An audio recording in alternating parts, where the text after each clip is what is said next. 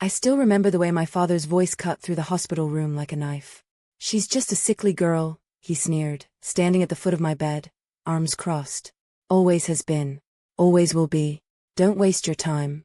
Those words broke something deep inside me.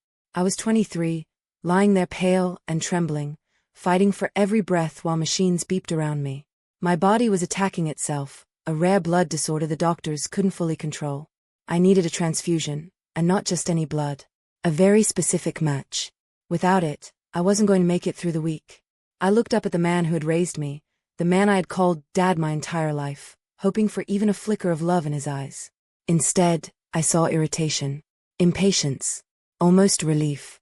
He checked his watch and muttered, "I have important meetings. Call me if anything changes." Then he walked out. Tears slipped down my cheeks as the door closed. My mother sat beside me, holding my hand, her face pale with worry, and something else I couldn't quite name. Guilt, maybe. She kept whispering, "It's going to be okay, sweetheart. Someone will help us." But her voice shook. I had always been the fragile one in our family. While my younger brother played sports and got praised for every little achievement, I was the girl who spent more time in hospitals than in school. Dad never missed a chance to remind me how much of a burden I was. "Stop being so weak," he'd say. "Toughen up." That night, as I lay alone in the dim hospital light, I whispered to the empty room, "Why doesn't he love me?" I didn't know that the answer would shatter my entire world. The days blurred together in pain and fear. My condition worsened. The doctors grew more desperate. My blood type was extremely rare, and no one in our immediate family was a match.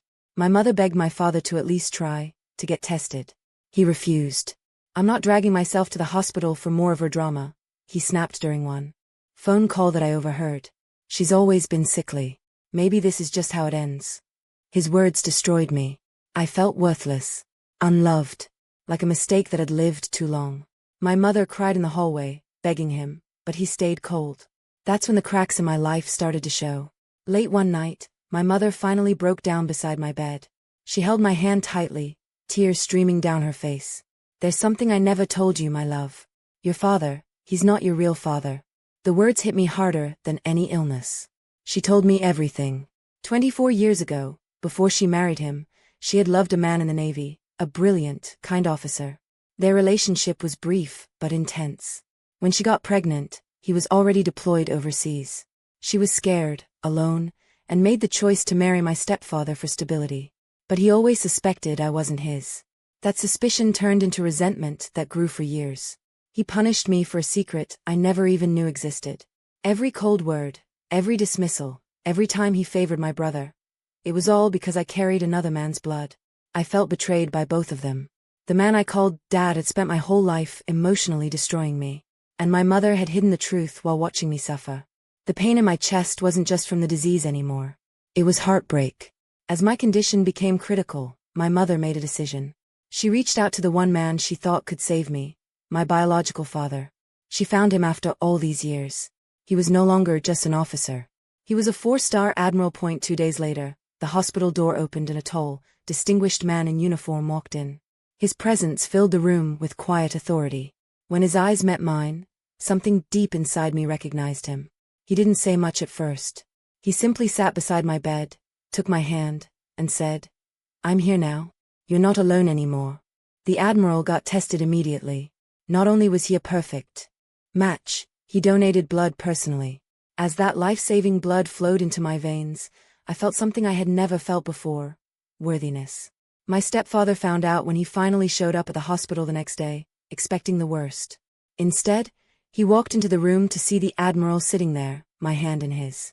The truth came pouring out. My mother stood tall for the first time in years and told him everything in front of the doctors and nurses. The look on his face was something I will never forget: shock, then shame, then fear. All those years of treating me like I was nothing. And now the man he had secretly hated had just saved my life.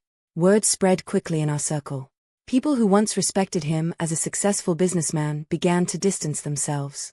His coldness and cruelty toward his own daughter became the talk of our community. He tried to apologize later, but the damage was done. I looked him in the eyes and said calmly, "You didn't just reject me.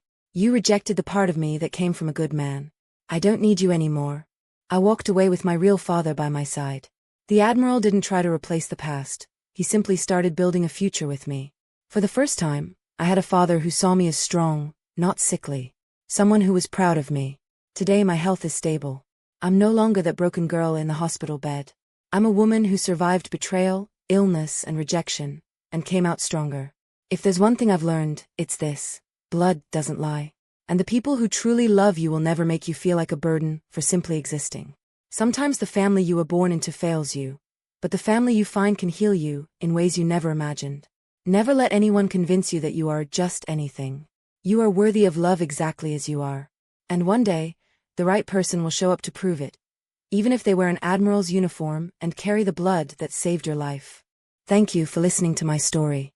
If you've ever been made to feel small by the people who are supposed to love you, know that you're not alone. Drop a comment and share your story. I read every single one. Until next time, stay strong. Your truth always finds its way to the light.